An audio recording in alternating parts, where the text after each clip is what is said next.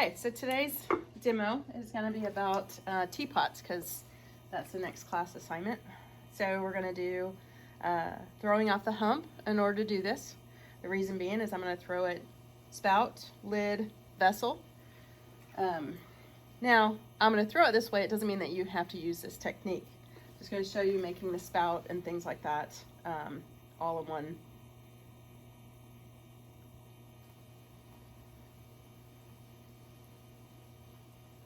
So basically all a spout is a cylinder. So smaller version of it.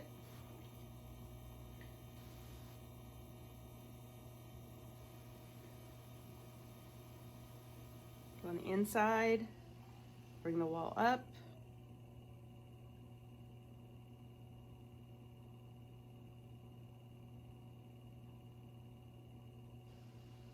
I've got a little bend there.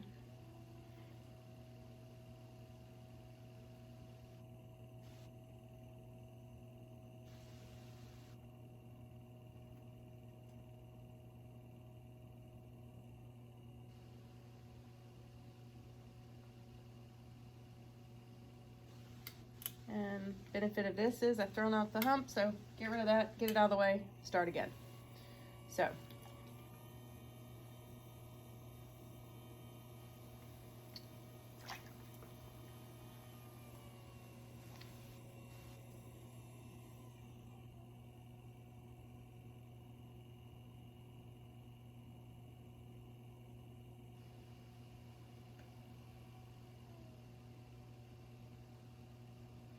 Now you have to have something that you can stick on the inside that's going to be able to support the wall.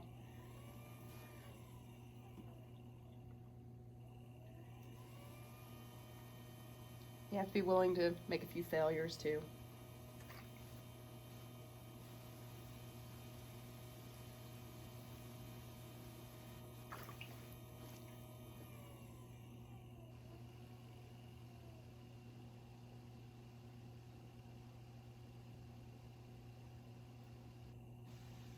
Think about how tall you want or long you want your spout, what kind of taper you want it to have, and then you can use a wooden throwing stick, something for the inside of it to kind of compress out. I don't quite have the right throwing stick here, but I'll use this one. Just go on the inside of it, and I'm going to push down and then outwards towards my finger.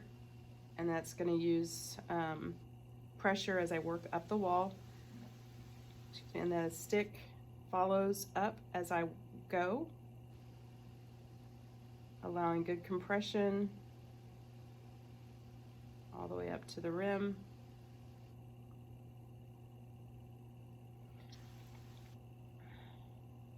And there's some science behind spouts. Sharp lid will cut the water. Rounded lid doesn't cut the water. You'll have to play around with different kinds of spouts, different kinds of shapes. All I want you to focus on right now is actually attaching your spout to your vessel, making the vessel itself aesthetically pleasing. So we can work on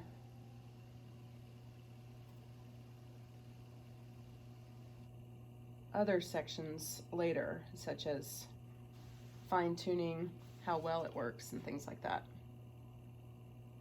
Clean up this inside part.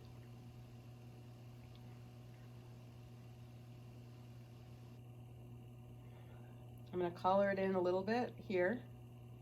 I could belly this out more down here, but I'm going to leave it as is, and then I might just throw one more just to show you. So making sure should take the slip off first.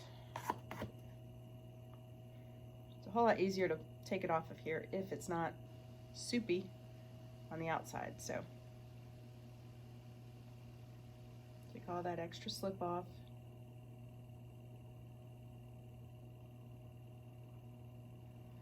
All that.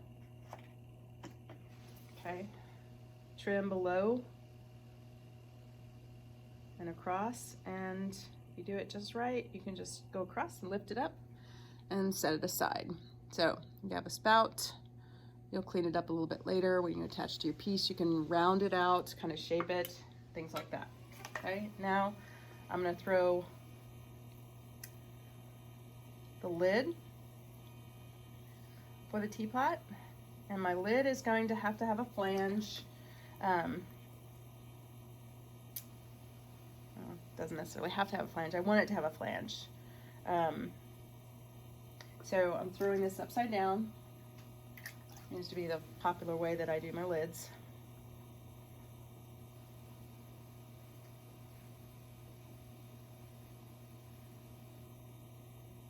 Nice bowl shape there. Slip down my wheel a little bit. I need the wall to thin out just a little bit, but then the rim itself has to be thick enough that I can divide. Remember, you're dividing it in half so that part of it becomes the flange that goes inside your pot and the other part sits on top of the pot. Now, while I'm showing you this technique, that doesn't mean that that's what you have to use for your particular teapot. So I'm going to come in. Sometimes I use a throwing stick for this portion. Sometimes I use the rib. I'm going to take a sponge, clean up this portion right here. Then I need to clean up this portion. And look at that, I took it off.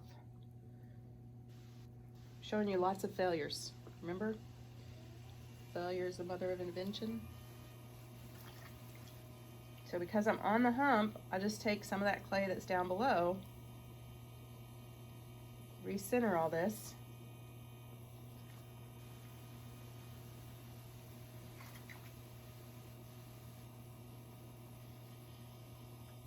and quickly get back to making my lid. Okay? So it's just a few minutes of your time wasted, but yet not wasted because you're learning.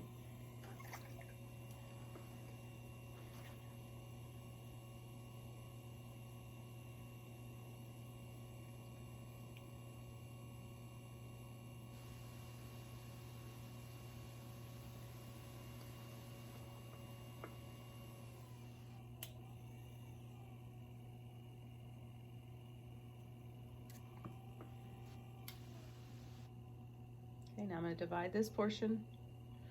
Try not to cave it in this time. Use the throwing stick instead.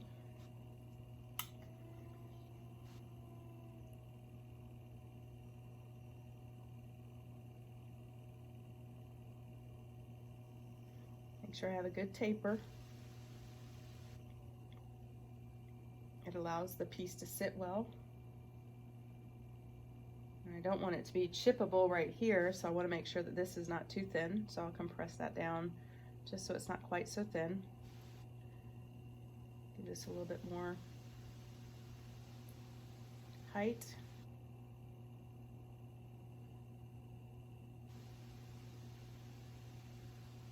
Clean this up. Clean it up a little bit with my sponge.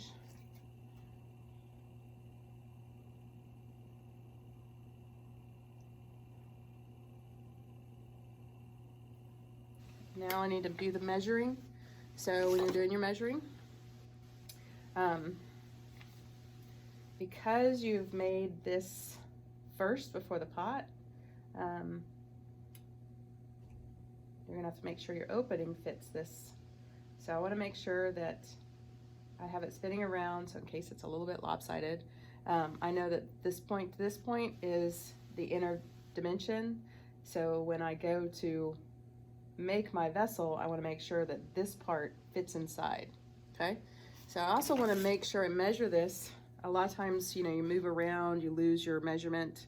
I like to try and make sure that the measurement is an even measurement. So in this case, it's not quite 4 inches, so I'm going to bring it out a little bit more because I want it to be 4 inches. Just saves you a little bit of grief later What if your lid broke? What if you had to make another one? Best way to do that is to have a similar lid measurement to use for later. Similar in the fact that it's an even number is easier to do. So I need this to be just a little bit wider. Okay, now I've got to measure that.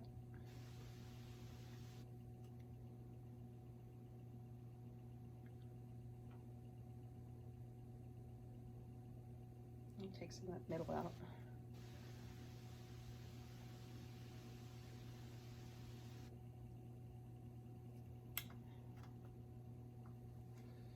So I want this to be 4, and it was like 3 5/8 or something crazy, I don't know. So I'm gonna put it at the 4, just so I have it, and see whether or not that works. And so it's not quite there, it's a little too wide, so I have to bring it in some. So I'll just come in with my tool, bring it in some, check again. Again, it's a little wide.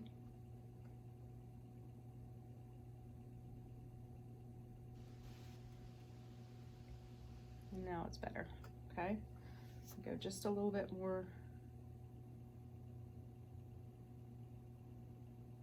I need to clean this up a little bit.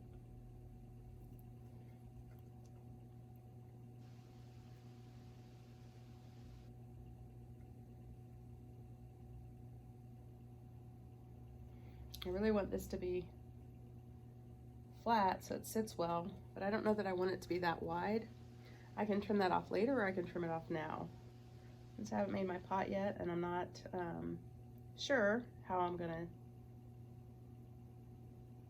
complete the final piece, I'll leave it on there for now and see what happens. Okay, I think I can come in just a little bit more.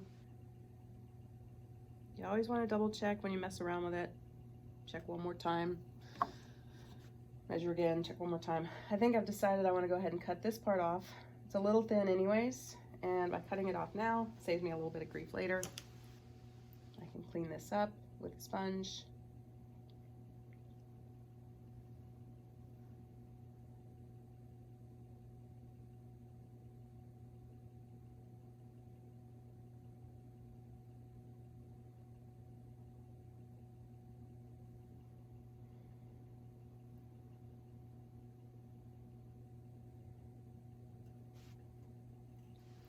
Sometimes I just manage to make a hot mess every time. So, cut a little bit more of that off.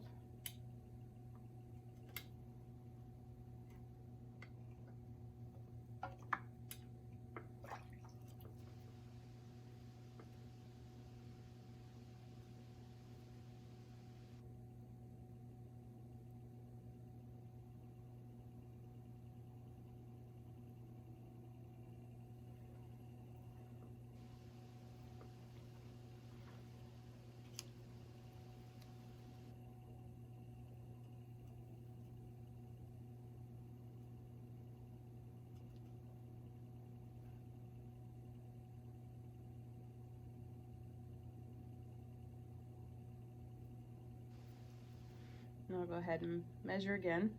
So I've made a huge difference in the overall piece.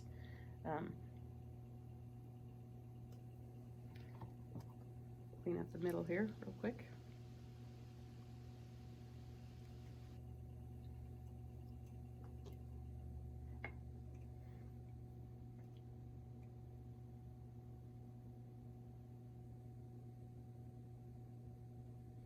Okay, that's definitely a lot smaller than 4.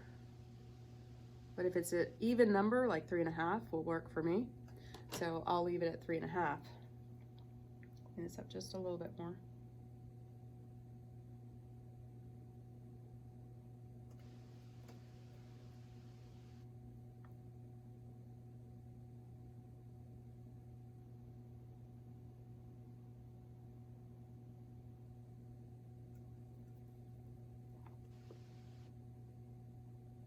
And then I'll have to remeasure.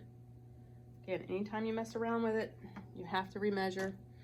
You have to make sure it's not totally thrown off, because that will make a difference in having a good quality rim or lid and a poorly fitting lid. Okay, so that'll do. And I'm going to take and cut below this area right here. My wire tool to go in.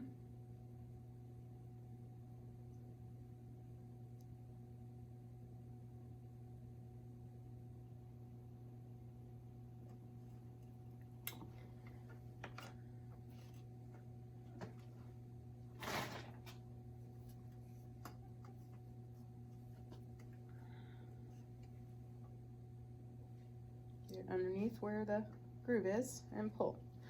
Now with dry hands, I'll lift this up and put it on my bat. Have your bat handy so you don't have far to go. I'll lift and twist. And it does change it a little bit, but you just set it down and you're good to go. You can readjust as you need to. Okay, now you have the rest of this to make your piece. If you're worried about your lid fitting, then you can go ahead and make a second lid while you're at it, as long as it's on the hump and you have still enough clay to work with. Go ahead and make a second lid just in case.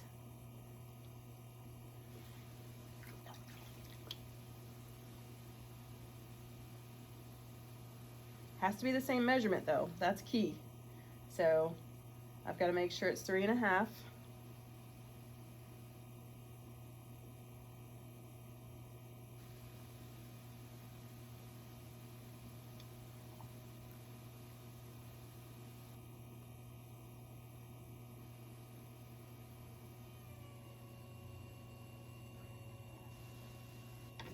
Get the calipers and check.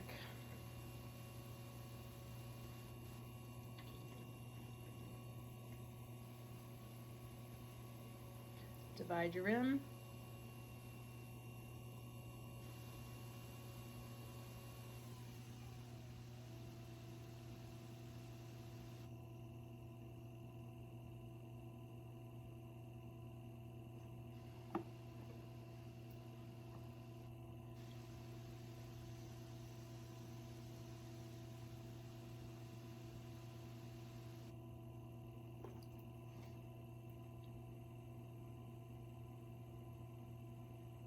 Soften this down.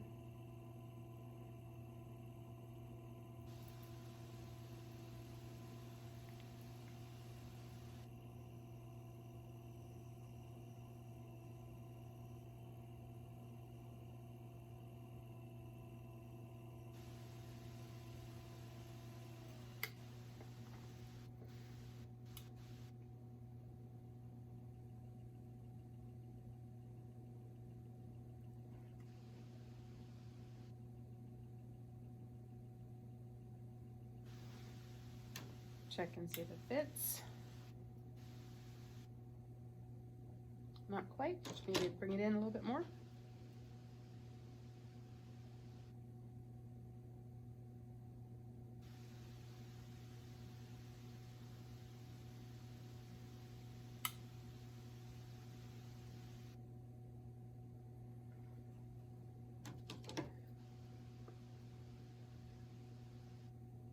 Okay, see how it's kind of touching, so it's just got a little bit further to go.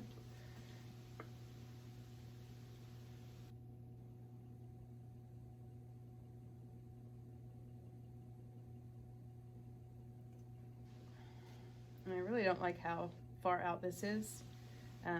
So again, this is the time to change it if you want to change it. Just get rid of that.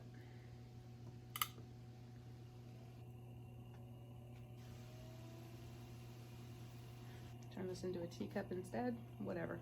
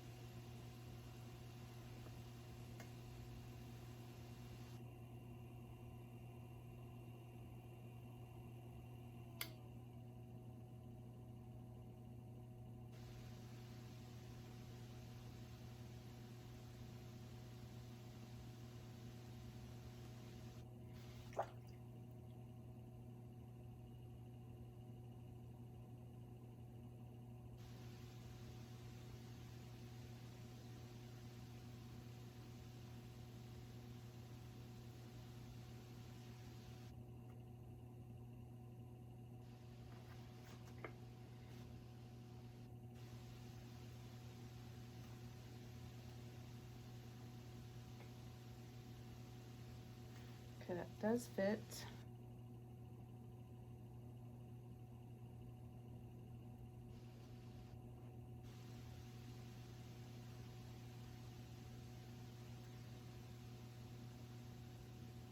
Okay, so after all that,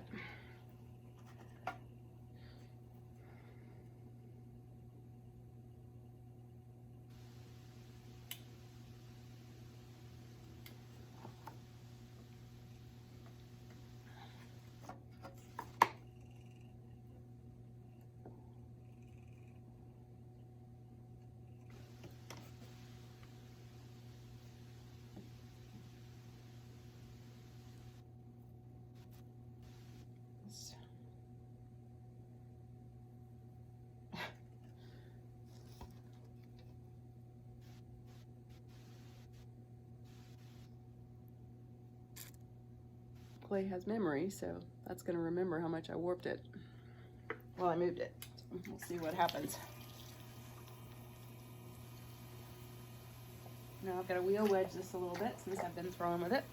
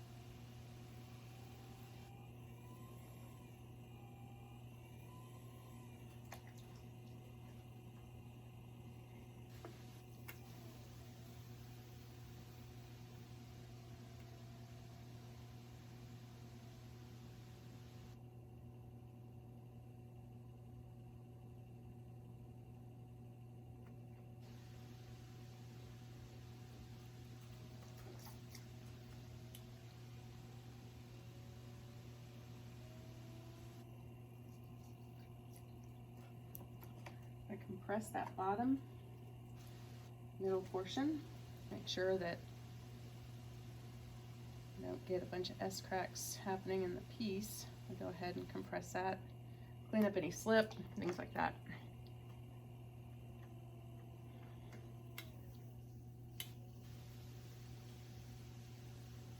Okay, now while this looks like a cylinder now, I'm going to try and change the form. I want to thin out the wall as evenly as possible right now, and then belly it out a little bit, collar in the rim, things like that. So I'm thinking of, you know, a little bit of belly, wet my hands. I'm going to collar this in